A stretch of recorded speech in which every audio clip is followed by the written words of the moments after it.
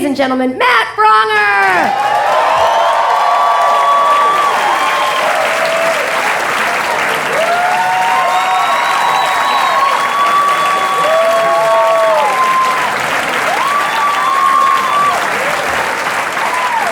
Thank you. Thank you, Los Angeles. All right. Awesome. Thank you for coming out. Oh, well, this will show them. This is good. Bunch of people listen to the record. I show them, I mean my family. Because I still have a lot of relatives that don't believe I'm a comedian, you know? But they don't think anyone's a comedian. You know, like they don't think the job exists, you know? Like no one really does that. No one. I've been on Letterman. They're still like, well, what do you do for money? This is what I do. Like I was at a family reunion and my uncle is like, so what are you doing now these days? What are you doing for a job? I'm like, I'm a comedian. And he reacted as if I said, oh, I'm a ninja. Yeah, that's what I do. Just a ninja, you know, silent killer, no big deal. Throw these little metal stars. I can nail anything. Throw something in the sky, I'll nail it. I'm amazing. Kind of a taller, fatter ninja, no big deal. Like I was like, oh, I'm a werewolf. I'm a werewolf, yeah. More of what I am than what I do, but you gotta work for the flesh that you have to devour, you know? Dark cravings inside you, you know? Like literally, he flipped out that much, you know? Like I was just like, oh, Mio, I hunt and kill unicorns for their candy-like meat. Yeah, I bring down a unicorn. You never had unicorn meat? Oh, it's delicious. It's like cotton candy, but thicker, like a steak of cotton candy. It's delicious. It's so good. No, it's not inhumane. You grab the unicorn, you pop the horn off, and they explode in a cloud of fruit roll-ups and sparklers that gently settle to the ground around you. And the explosion sounds like the laughter of 1,000 little girls. So I love my job. It's so great. I love being a unicorn hunter. It's why I'm wearing a purple vest with no shirt. It's kind of the uniform. Like he flipped out. My uncle was just like, I was like, comedian. He's like, what? Really? Really? You are? You are! Oh God, how do you stand it? All those people staring at you? Aren't you scared? God, I would be. I'm scared of life. And he gets all weird and close, and he's like, when the wind blows cold, my teeth burn. Wheat thins and crackers. Oh, I hate them. Right in the gums every time. Damn crackers. Pillows betray me every night. Yeah, at first you lay on them, they're nice and cool. Then they get warm, then hot. Flip it over. Oh, cool again. Warm again, hot again. I'm so alone. Hold me. Lay him down, let him sleep off the bourbon. I started out doing comedy in like dive bars and stuff, so this is still, you know, nice clubs like this. They're still a little fancy for me, you know? Like there's no bathroom graffiti in the bathroom. Get on it, okay? No, not really. But I'm used to, like I love good bathroom graffiti, you know? Like I love it when someone writes something stupid, then someone writes something awesome that makes a stupid thing awesome. Like you ever seen that? Little footnote. I love that. People overdo it, like, oh, I'll draw a dick on his face, like dumb stuff. But sometimes it's gold. Like I was in this bathroom and someone had written in like big loopy writing, like Disneyfied writing, you know, like Peter Pan wrote this on the wall. Such happy writing. Someone wrote, you can't have everything. Where would you put it? Ha ha, right? Adorable and true, right? But then underneath that, someone else had written in all caps one word, everywhere!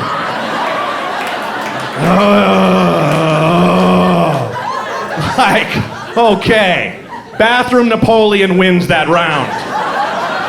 That is exactly where you would put everything. Everywhere! Toilet Genghis Khan wins. Okay? Disneyland optimist, 0, right there. But my favorite was a trio of quotes, all in different handwriting. I saw this in Chicago, and I was in a bar in Chicago, and there was a trio of quotes, and it was just amazing. Like I was a little high, and I stood there for probably 2 days, okay, just looking. And the first quote read, "A society not ruled by its workers cannot stand." Right? Karl Marx. Underneath that, someone else had written, I would never belong to a club that would have someone like me as a member. Groucho Marx, exactly. Underneath that, someone else had written, wherever you go, whatever you do, I will be right here waiting for you. Richard Marx! Oh, glory! Oh, you swirl that together, it forms the perfect and loving face of God, I'm convinced. Oh, Richard Marx with the cleanup. Sometimes I go to the supermarket just to hear Richard Marx. He's always there. I'm not sure exactly where I fit in the world, because I lift weights, the music of the Smiths. No one else does that in the world. That is, you want to be alone, you do that. Lifting weights to Morrissey and the Smiths, you're a snowflake. No one else does that. You are alone. You were alone doing curls to William, it was really nothing. By yourself. I don't know, I just, it doesn't, Slayer or Public Enemy or NWA, I love that music, but I just rather lift weights to angst-driven Britpop with lead vocals by the darkest fairy in the woods of sorrow. I'm sorry. That's just me. But I live on the east side of town, not east, But you can't go too far, be that dickhead white guy. I can live where I please. Bullet. You know what I mean? You know what I mean? There's a lot of people my age that are like, hey, we're all Americans. Oh, what do you mean I've oppressed you? Get out. But I was over in a bar, and this is the thing I love. This is the thing, a fact of life I love. That the cholos, like the hardcore Latino gangsters, love Morrissey and the Smiths. Did you know that? They love them. I'm just like, wow, when I see a lowrider driving by, playing that sad, sad music I loved and as an alienated 12-year-old, it's magic, Like I was in this bar, and these guys, there's a bar in Boyle Heights in East LA, and these cholo guys are like posted up against the jukebox, just nodding to some Smiths, to some Morrissey, And I've got one of those friends that's like, has that magical power to just get drunk and ask anyone any question, no matter how offensive, and not get punched. She's got that weird power. And so she goes over to him, she bounds over, and she's like, you guys like Morrissey? You guys know he's gay, right?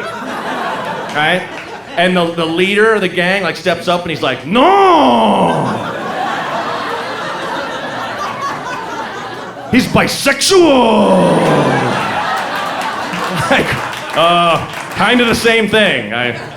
Not gay all the time. Take it easy, lady. He's just bisexual. Now, come on. Let's not get nuts. He's part-time gay. Just don't throw the whole thing on him. Lost some weight in the past couple of weeks. Oh, thanks. I didn't have a baby or save a puppy from drowning. Nothing, but thank you very much. Just cut out bed calzones.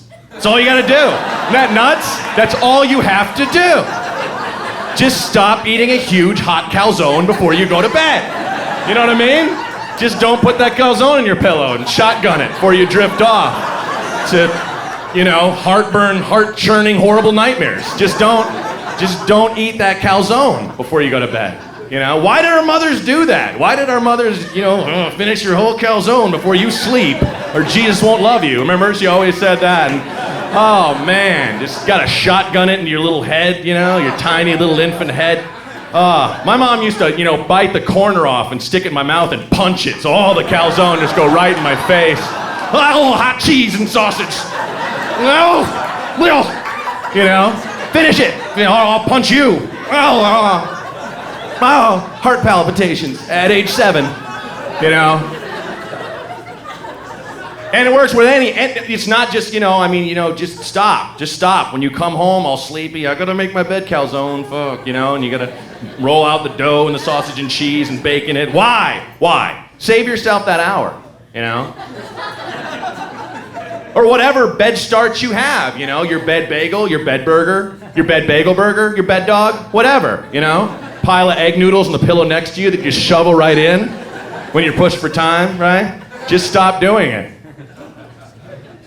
Jenny Craig, my ass. I'm glad Christmas is over. Not the biggest fan of the holiday season. I think it's a little crazy because I just don't think it ages well. When you're a kid, it's fantastic. And I get older, I just think of mortality. You know, it's just the coldest and darkest time of year. Yet there's happy songs, and we're all gonna die. It's all I think of. You know, Halloween is always great. Halloween's always great. Like when you're a kid, you dress up in costume, you get candy. When you're an adult, you dress up in a costume, you get drunk. It never gets old. Like it's always awesome. You know? Hey, is that Batman drunk pissing on a tree? Taking a bat piss. Blow! You haven't lived till you vomited on a bat suit. You know what I mean? But Christmas is just a baffling time to me. I don't know why are so many Christmas songs just fraught with tension and terrifying. You know? It's the darkest and coldest time of the year. Something is coming, I don't know what. Why am I scared in church? I'm so scared right now. I'm so afraid. Do you hear what I hear? What? What do you hear? No, I'm serious. Stop being coy. Share with me what you heard, because it's dark and it's freezing. There's somebody out in this Christmas field. I want to know it. A knife, a knife. Of course, it's not a knife, it's a child. But, come to think of it, that song is just ridiculous by itself. Like, it's scary, but it's also ridiculous. A child shivers in the cold, let us bring him silver and gold. Or a blanket, one of the two. It's a shivering baby. It's a cold baby in a manger. I know what he wants, treasure. Yeah. I got a big sack of gold I've been carrying with the other wise men across the frozen tundra for days looking for this kid. It's almost frozen together. Throw it on his little baby stomach. I think that's a good call. Just dump it on him. Just take your pointy crown and throw it on him. Throw your watch on him. Why is he still screaming? This kid won't shut up. You know how much money I put on you?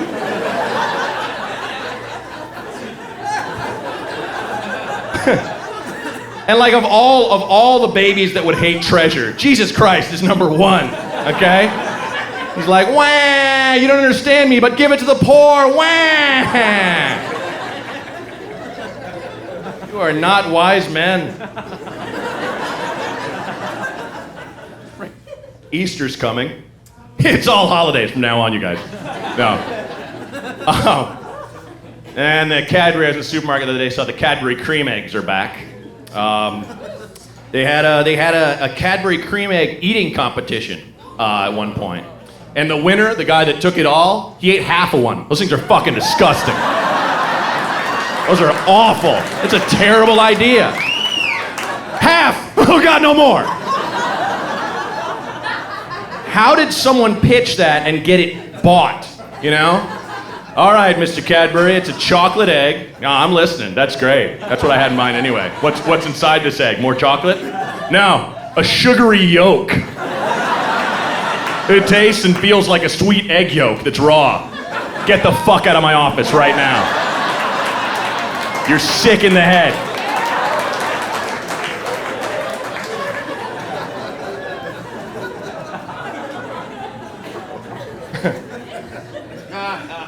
I was in Cincinnati and I saw this place. I love it when a business, a polite clap for Cincy, very nice. I love it when a business takes another business's concept and just renames it, you know, like tries to piggyback them in a weird way, you know, like they didn't do enough focus group work or whatever. I saw this place that was ripping off Cold Stone Creamery, like the same kind of thing, you know, with the little cold rock and the ice cream, you know, real simple. But they were called Marble Slab Creamery. Like, really? Why not Tasty Morgue or something, you know? It's like the most unappetizing thing I can think of. It's a dead man shotgun to death sundaes and treats. That's what it's called. Identify a dead body ice cream. That's what we're calling it. Like I was thinking, like, what do they have, like, different body sizes that are made of ice cream? Like, the small would be a child, right? Medium, a wife, and then large would be a man, right? A husband, you know. And you're like, oh, I want a lot of ice cream. Give me a chocolate husband. And they wheel it out and they pull back the thing. Is this your husband? Oh no, God! Oh God! Because that's what you do there. It's like how they dance at Cold Stone, but here you just cry. Oh, God. Caramel. Give me some caramel in his face. Oh, why? Oh, Greg. You know.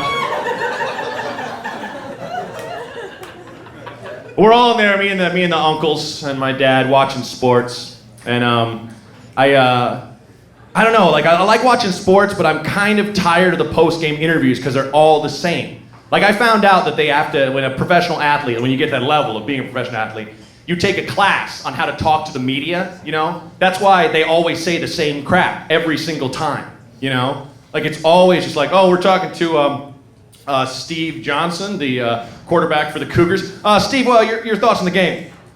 Well, man, we fought hard, they fought hard. We gave it our all, they gave it their all. We played good, they played good, in the end we pulled it out. Go Cougars. All right. Like, what have I learned, Steve? Nothing, okay?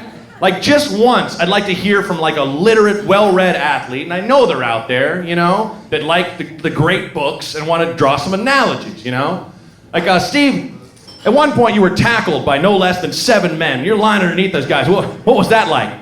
Well, man, anyone that knows me knows I'm a huge fan of French literature, and, you know, Jean-Paul Sartre in his seminal work, No Exit, he put across the idea that hell could be nothing more than the company of ourselves. And if you're lying on that pile of humanity, I know what that French fucker's talking about, man. You know what I mean? Go Cougars, French lit! French lit! French lit! Just once. I'm glad Bush is gone, but I was mad. You know, we're all wooing inside. It's so over, you know? Just want to pretend it never happened. No. 2000 to 2009, it wasn't real. That was a horrible dream. But I was pissed off in 2000 when Al Gore's team brought up the fact that Bush had a DUI, you know, to say to Americans, oh, he wouldn't be a good president. I'm just like, no, that makes people identify with him. No, okay? Half of us have them. I have a DUI at one point. You know, it's like, don't bring up stuff a lot of us relate to, you know? But the thing about Bush's DUI that's crazy, okay, he got arrested for drunk driving in Texas in the 70s.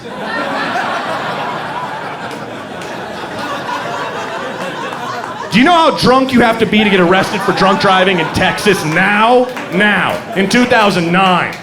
Like, you can have an open container, your buddy just has to hold it. You know what I mean? Oh, fuck, a cop. Hold this, dude. All right. Hello, officer. You know?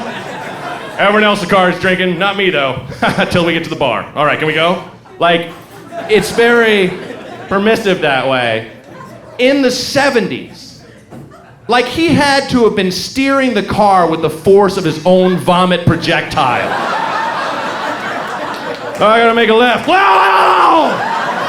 Wait, no, it's all right. Why did I drive a stick shift? Can't get it in reverse. Ours will work.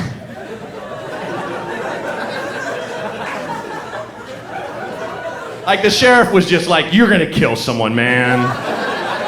You're from a powerful family. I'll probably lose my job, but God, I gotta put you in jail right now.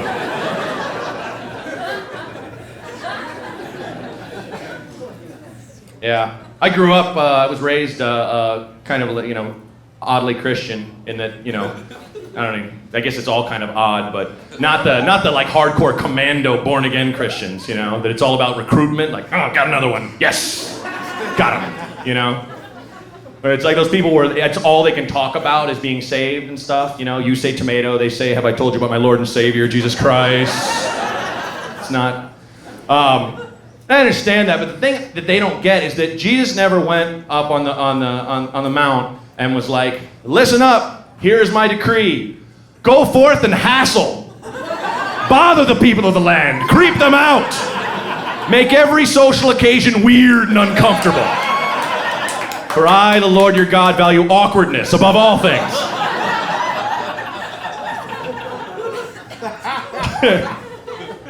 I love hip hop music, but I love the ridiculousness of rappers a little bit more at times. Like I grew up listening to that music, and I love it. Like I love beats and rhymes, but man, sometimes like the stuff rappers say in interviews, it's almost like, you know, when you're a law-abiding citizen, but you just can't get enough of like gangster movies, you know, because you know you'll never live that life. I have been interviewed a couple times for being a stand-up comic, and I'm always really careful about what I say. Like I'm always like, oh, I don't want to say anything stupid and have my mom read it and be like, oh, you had sex with someone, whatever. I don't want to. I'm always really careful what comes out of my mouth. But rappers will just say something insane, because they're always drunk or high or both. They're drinking cough syrup. Like I don't know exactly what's happening these days. But there was an interview with the rapper named Lil Wayne. I'm sure you guys know Lil Weezy, and he's great. But in this interview, they were like, "So what do you do for fun? Do you like go see movies there, Lil Wayne?"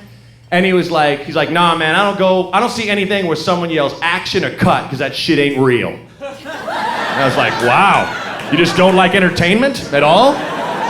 Regular life is enough? No escapism besides the cough syrup and cognac and weed? That's it?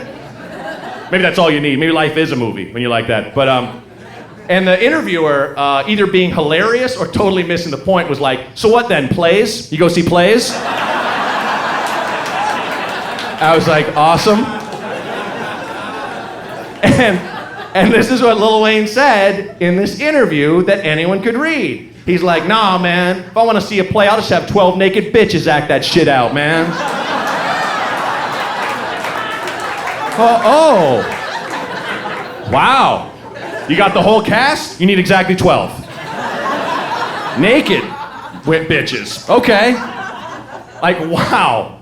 A couple different ways you can look at that. Like, the first thing I thought of is, God, that poor groupie doesn't know what she's in for, Thinks she's gonna go backstage for a little, little sex and a little whatever, but no, you gotta learn lines. And get the blocking down, okay?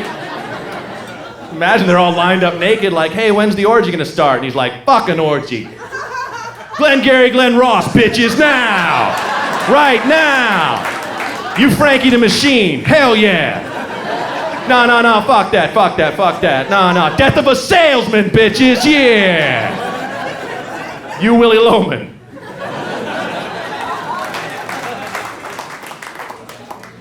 I mentioned I grew up in Portland, Oregon, and it's a great place, but it's a weird place. Like now people are just kind of always telling me, "Oh, it's such a hip place. I hear it's magical there," and it's great. But it wasn't that cool when I was a kid. Like, it was a place full of, like, burnout hippies and murderous lumberjacks. Like, it's a weird fucking place, And I grew up with, like, the thing is, though, the weirdness gave birth to some of the funniest people I've ever met. Like, you ever have that friend that's too funny, too young, Like, you're like 7, and he's making you laugh so hard, it's like you just did coke, your heart's going so crazy. Like, shut up, you're too funny. Shut the fuck up. Stop talking. I'm gonna die. Stop talking.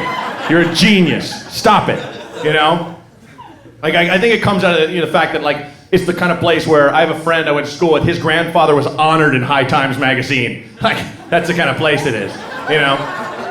But this buddy of mine, these two guys, these twin brothers, right? And they always had the most insane ideas. Like one day I was over their place. We must have been about 11 or 12, and one of them was just like, "Hey man, we're gonna take 6 copies of the white pages, okay? And there's 6 of us here. We're gonna break it into 6 sections. We're gonna go through, we're gonna find the 2 funniest names in Portland, and we're gonna prank the fuck out of them."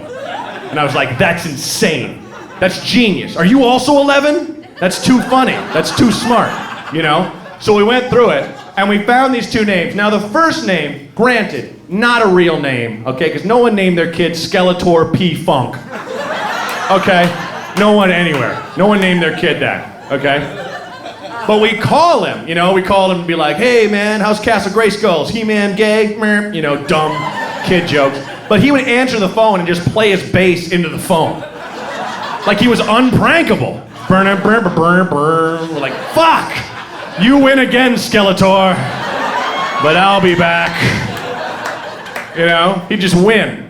But the second name, Guys, I've had some hard times in my life, you know. It's been pretty much peaches and cream for the most part, but I've lost some friends, had some relationships go sour. Anytime things get really shitty, I still, to this day, think of this name, and it at least makes me smile, if not laugh out loud. It's probably the funniest name I've ever heard or heard of. And I know I'm building this up huge, but just get ready. Because that day we found there was someone alive in Portland named Eggly Bagelface.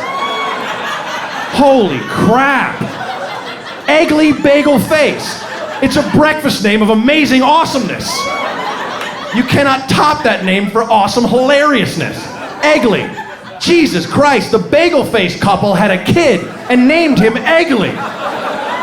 That is horrible. They were just like, fuck this kid, I hate him. Me too. Let's name him something that'll ruin his whole life and make people prank him. We called him probably 1 billion times. Eggly, don't hang up, I love you. Dick fuck! I just want him to know I love him. That's all I want. Oh, Eggly. Eggly Bagelface. I just love saying it. It's like eating an Egg McMuffin when you say it. It's delicious in the mouth. You guys all got your weed cards? Got your legal weed cards? So funny. Those crack me up. I don't want to get one because I don't want to be put on the list when it flips back to illegal again.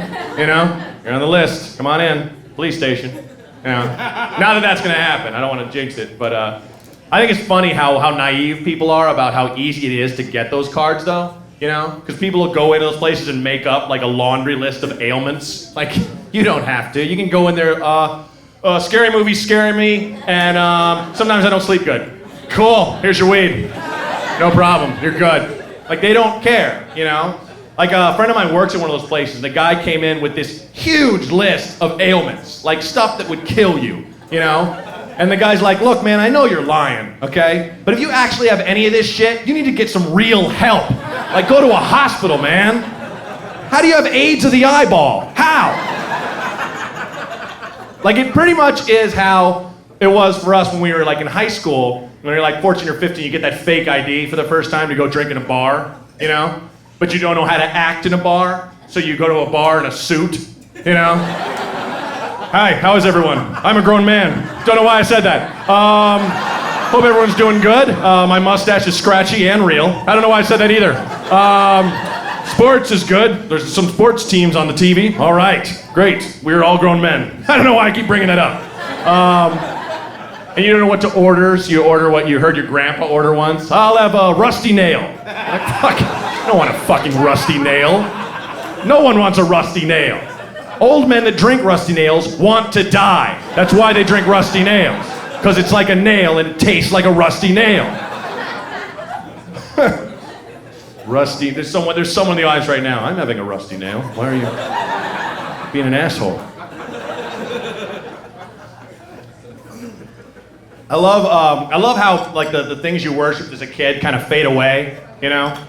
Like when I was a little kid, I used to think Jim Morrison from The Doors was so cool, you know? And I got older and I realized, nah, he's just a floppy drunk with a shiny belt buckle, you know? Just a screaming drunk. Like that guy would just yell whatever was in his mind. Like, you know when you're yelling drunk, you're so drunk you yell, you know? Hollywood Improv! Like that. He would do the same thing but yell like, Killer on the Road! Or whatever, you know? But he was just bellowing drunk, you know? Like his band would come out and lay down a blues riff and he'd, you know, shotgun about 5 or 6 fifths of whiskey backstage or whatever and come out and these would be his vocals. Burp! Burp! Burp! Eagle riding on a cowboy's back making chili! Blah! And everyone who was used to the Beatles being all clean cut and stuff were like, genius? No, I don't know, I'm asking you. I've never seen someone scream vomit on their drummer. What was that? He's pissing on a cop in the front row. What the fuck is going on? Like, I remember that song, LA Woman, you know, where he goes, got my mojo rising. You know that song? Like, I used to listen to that and be like, wow, what a cool guy. Because at one point it slows down. I'm like, how provocative. But I just realized he just drunk and he forgot the words for a couple seconds. Got my mojo. Fuck. rising. All right, still got it. You know? Like when I hear that song, I don't think, you know, he's a mystic warrior floating on rainbows and dreams fighting the man like I used to, you know? I just think, you know, when I hear that song, I think I'm driving a friend home after a party who's wasted and he wants to go get fast food, okay? Bear with me now. Now, he's one of those guys, you know when you're so hungry, you just start singing the food item you want in your fat mouth? You know? Like I've given in to where he's gonna go and he starts quesadilla tonight, you know? Like he's like, fucking get in the car, Jim, shut the fuck up, buckle up. All right, man. Hey, you wanna go to Burger King, dude? When's the last time we went to Burger King, sacred brother? I think I'd say something shitty like that, sacred brother. Just buckle up, Jim. Shut up. We'll go to Burger King. Oh, man, you know what I'm gonna get? Gonna get a Burger King Whopper. Jim, shut up. Burger King Whopper. Like right in your face. Burger King Whopper. Blah. Whopper. Keep a Whopper. Burger and fries. Blah. Burger and fries. Don't ever drive Jim Morrison home, ever.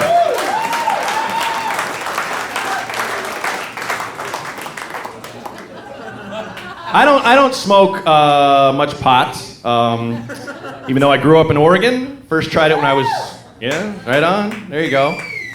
We went to high school together. I'm serious.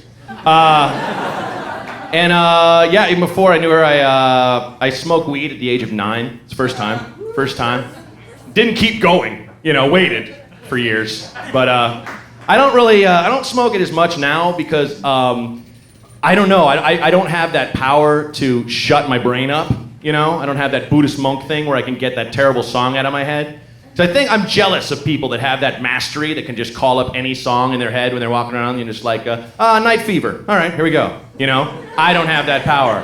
I'll get a terrible song stuck in my head and it'll play over and over and over and over if I'm high until it whittles down like a snowball in the heat. And then it just takes that little snippet of that song and loops into a techno number and then I go insane, right?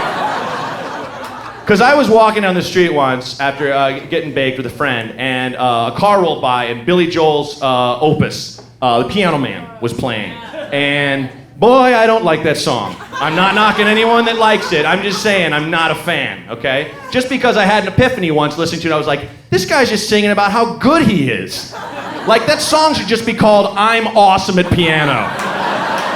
What am I doing in this horrible bar with these losers? La-da-da-da, I'm awesome. Like, that whole song, he's just masturbating, I don't belong here. I'm singing sweet music to drunks. Davey, still in the Navy. Fuck them, you know what I mean? Like, that's what that song is saying, And the part where he climaxes, where he orgasms, where he finally rubs one out in the middle of the song, and he comes in his own head and face, you know what I'm talking about, right? Is the part where he just admits it, where he just comes out and goes, they sit at the bar and put bread in my jar and say, man, what are you doing here? Oh, God, I'm the piano man. Oh, I'm the piano man. What am I doing here? So good. They asked me that. So I'm walking down the street and I think Piano Man stopped playing for the 1,000th time in my head, but instead I hear, bread in my jar and say, man. Bread in my jar and say, man. God damn it. Bread in my jar and say, man. Bread in my jar and say, bread in my jar and say, man. And just keeps going until I lose my mind. You see? And I yell out, Billy Joel, stop coming on my brain, And album title. Got it right there. There we go. Organic. Really organic. Guys got Vanity license plates? Everything's progression, right? Everything relates. I don't understand why people get Vanity license plates, Don't you want yours to be as unmemorable as it can possibly be? Like if you run someone over? Let's just say you have to commit vehicular homicide, right? Let's just say. I want mine confusing. I want like ancient runes on mine. Like, I don't know. was a green Honda. That's all I know. You know? Maybe that jerk where you just nail it right away. Like, oh, who ran this guy over? Evidently it was Dr. Boner. That ran him down in the street. Some kind of physician for erectile dysfunction, I'm imagining. What if that was my license plate? Because I never want to get anywhere with a girl ever, physically, at all. Well, I had a nice time on our date. Me too. Is this your car? Oh. Okay. Yeah. I'm standing there naked with a stethoscope on. Hello. It's all lubed up, by the way. No, I hold a degree in medicine and I have a permanent boner. That's all it means. I have a perma boner. I think we need to make some laws now in terms of pornography because it's out of control. Most people know what I mean. I'm not saying we should stop pornography by any means and at all, but I think there should be certain things that should be made illegal. Like, for instance, I think it should be illegal for the man who's having sex with a woman. It should be illegal for him to be able to turn and look directly into the camera at me, the masturbator, okay, and say things, all right? Because it's creeping me the hell out. We're not on this big fuck team because we're both dudes, okay? I already feel creepy enough touching myself, watching someone else have sex, okay? You look at me, I feel like I'm looking in a window from outside. Hey, hi guys. I'm not pathetic. You know what I mean? Like nothing worse than this guy, this gross dude, like, oh yeah, oh, and just turns to you. Hey, what's up? How are you doing? What are you up to? Are you alone? I'm sure as hell not. Check it out. I got her hair. Fuck off. I'm looking away, I'm making my boner look away. Like, stop it. It's the worst moment of my life. Stop looking at me. You awful, awful man. The girl can look. That's fine. But, the only worst thing, though, is when a guy, I don't know if you've seen this, or the guy finishes, I'll say, for the delicate members of the audience. When a man finishes and then looks in the camera and has like a one-liner, you know, after he has his orgasm, okay? Like he's a freaking Henny Youngman of porn. Like, what is this? Who thought this was okay? Like, I saw one where this guy had nothing on but like a leather vest and a leather cowboy hat, and don't you judge me at all. And, look at me. And the guy's like, oh God, I'm gonna come. Oh God, oh, country boy wins again. He's still coming. Turn off the camera. You wanna look at me when you orgasm, you sick bastard? I think the rule for where a guy should look when he has an orgasm is nowhere at all. You have to bury your head in the ground. Put your head in the pillowcase, something. When a woman has an orgasm, it's like a dove made of rainbows came in the room. It's awesome. No one's mad. It's wonderful. It brightens up the room. When a guy has an orgasm, it's like the devil ripped off his own face and you're looking into the skull of everything that's horrible in life. Hey! Oh, thanks for that. Oh, God, yeah. All right. Why is it violent?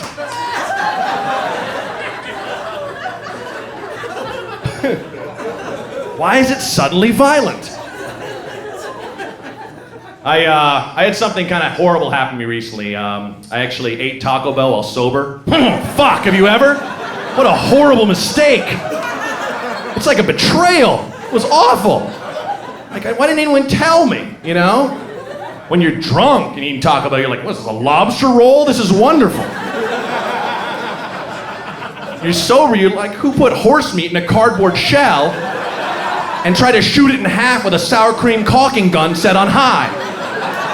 This thing is making its own sour cream. It's growing like wet grape nuts, this sour cream. Do you know all the food at Taco Bell comes out of a gun? All of it. Sour cream gun, they got the meat cannon. And of course, the guac 9. All right, guac 9. Burp, burp. Comedy truck out of control, you guys. Go around. Go around, I'm stalled. I guess I'm just kind of tired of the lies, you know? I'm tired of Taco Bell and Jack in the Box and all those restaurants stay open after 2 a.m. Tired of them pretending anyone goes there sober after 2 a.m. Their commercials, you know? You awake? Yeah. You? Totally. Fourth meal. High five. You're all using consonants, okay? That isn't real, you know? You're strictly vowels when you're talking about Taco Bell. Taco Bell. Which means, wanna go to Taco Bell? Yeah, I wanna go to Taco Bell. You know? Like nobody is sober in that line. That is the drunk driving drive-through, okay? I'm not gonna fight you on this. That's just a fact, okay? Nobody wakes up at like 3 a.m. and is like, you know what, I should be sleeping. But I think I'm gonna go the drive-through at Taco Bell, get a big greasy sack of wrong, and just shove it down my gullet. Just eat it as fast as I can while I watch like a Remington Steele rerun, and I'm gonna do that. Oh yeah, what are you doing tomorrow? Shitting all day. Just gonna take a big crap, like all day, like a day-long crap. Yeah, just gonna Del Scorcho my colon, sit on the toilet, kick my shoes off, grip the tile like monkey fist feet, punch the wall and curse God. That's a sober plan I've come up with just now. Do you want to do it with me? I think it's gonna be great. And later that evening, I'll probably be woken up by several violent sharts. It's gonna be great. What do you say? Sounds like a Sunday to me, huh? Sounds like a Sunday. I know we were talking about house hunting, but no, let's do this. Let's do this. Nobody is sober in that line at all. Taco Bell, Del Taco, Jack in the Box should all have the same slogan. Soak up the night! She said no, fuck her. Eat this, drunk fatty. Eat this. Eat this burrito. It's full of shame. And a weird sauce. Yeah. Forget about girl.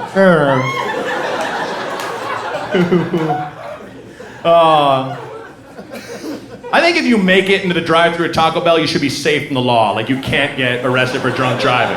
It should literally be a run for the border. Literally. You know what I mean? Like, they lock the parking lot. You can't get out. You can't hurt anybody. But once you're in, fuck you, Johnny Law! Woo! You know? Shouldn't even be a menu. Just giant padded buttons with the images of what you want to order. And you punch them as you go by. Burger, fries, 2 tacos, burrito. I'm getting like 16 burritos, dude. Punch, punch, and a shake. Give me a credit card. Like, the hole you pay through should be padded too, so you don't snap your arm when you miss the break, which you will. Like, I would love to like work one nighttime early morning shift at Taco Bell and just sit there with a sour cream shotgun and just blast stoners in the face. You know they'd love it. Not a soul would complain. You know? And pull up and be like, hey, can I get... Yeah! Oh, yeah! Oh, yeah! Fucking awesome! Oh, shoot my girlfriend! Shoot my girlfriend right in the face! Shoot her in her face! This is the best Taco Bell ever!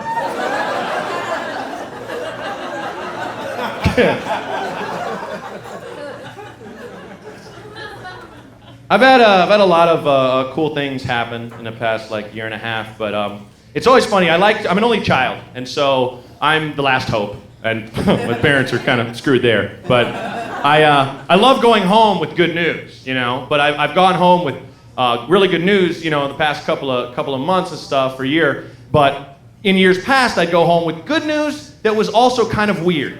Like I went home over Christmas once and informed my parents that I had been cast in a commercial for Summer's Eve. And that's not a bit. It's not like, what if I was? I was literally in a Summer's Eve commercial, you know? I'm a whore. I'll probably do anything for money, I guess, you know?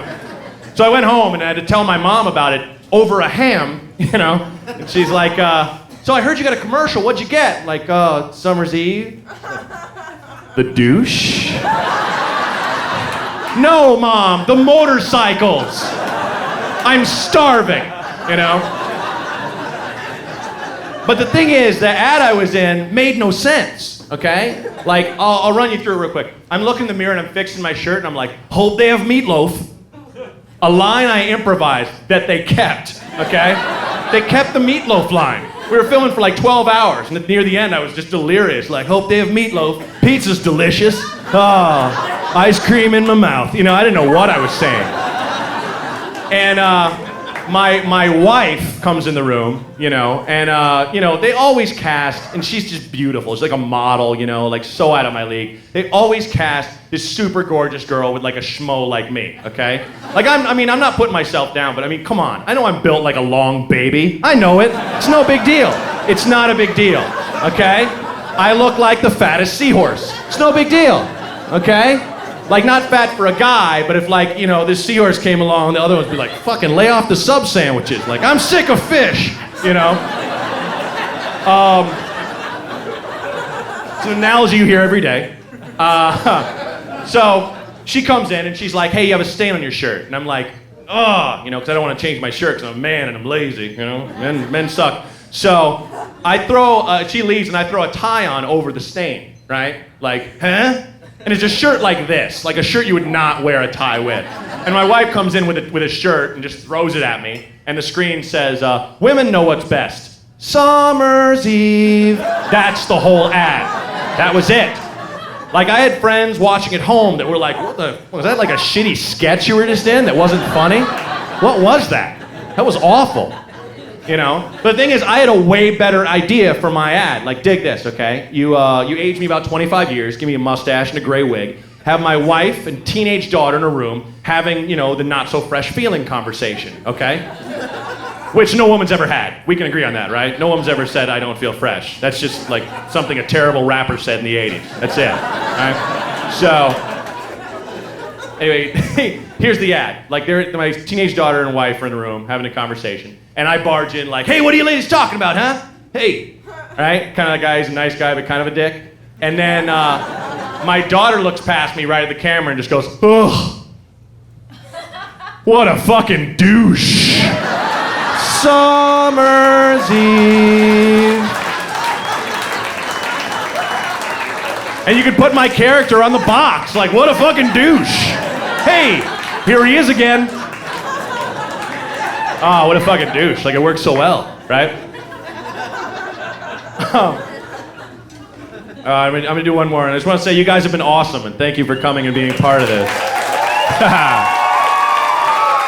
Hooray!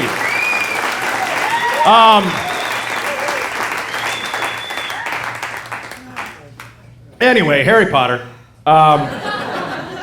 You know, I like them. I like the movies, I like the books, but I think they send the wrong message to our kids. And that's that it's okay to own an owl for a pet? No, not at all. Not at all. Okay, I'm from Oregon, I know. Owls are made of 3 things. Claws, feathers, and hatred. That's it. Okay? Owls don't give a fuck, man. You ever look at the rage and hatred in an owl's eyes when it's up in that tree? Just, who's next to die? It's you, mouse! Owl! And I'm back hating everything that lives. Fuck you, world. That's the song in their hearts, you guys. Like, it's kind of like 101 Dalmatians. You remember that, when that movie came out and all the kids wanted Dalmatians? You know, the Dalmatians, the most fucking retarded dog in dog land? Like, they are. You throw a stick to a Dalmatian, he'll come back with his own leg torn off. Ah! Is that what you threw? I didn't even look. Ha ha ha! Dalmatian! They yell their own names like Geronimo. They're bananas. That's why firemen have them. It's the only dog that'll run into a burning house like it's a regular house. You know? Yeah, you crazy dog. Go in there, see if there's a baby. Okie doke! I'm backing on fire for some reason. Is this a baby? That is a loaf of bread. How are you alive? But the kids want owls. Look, I know a lot of you guys are like, fuck this guy. I'm going to the all-night owl store downtown. And you know there is one. There has to be one. You're deep enough, you know? But don't do it. Do not buy your kid an owl, okay? Because a friend of mine found a baby owl that fell out of a tree during a storm, right? He put in his pickup, like a baby owl. Can you imagine anything cuter than a baby owl? Yeah, don't hurt your brain. It's impossible. Not even a kitten with an eye patch is cuter than a baby owl. And that's fucking cute. Little pirate kitten, you know? Meow, right? So cute. So cute. Baby owl, cuter, you know? So my friend gets this baby owl home and calls the Humane Society, and he's like, hey, I found a baby owl. How do I raise it? And the guy at the Humane Society was like, let it go, dick. The Humane Society called him a dick. Like their name means the Be Nice Society. You know they weren't fucking around. But they told him this. They said an owl that you raise in captivity will never stop trying to attack you. It knows who you are. Imagine having this animal in your home growing strong off its hatred of you. It's in the cage doing owl prison exercises, getting ready. Little tattoos. I fucking hate Greg on his arm. You know? Just sitting there getting ready, waiting for that day, makes his Hannibal Lecter-like escape wearing another owl's face. Surprise! I'm not the good owl. Death! Right in your face. Like you come home, he's just taunting you. Hey! Alex, how's it going, buddy? Yeah, it's me, your owl. How'd it go at work? Oh, didn't get that promotion, huh? Oh, that sucks. Know what else sucks? I'm gonna fucking kill you when I get out. Yeah, you're dead. Oh, you gonna go hide in the kitchen? You can never hide from me. My head goes all the way around. You're dead. All right, stay loose. Prepare for war. Stay loose. Thank you, guys. All right.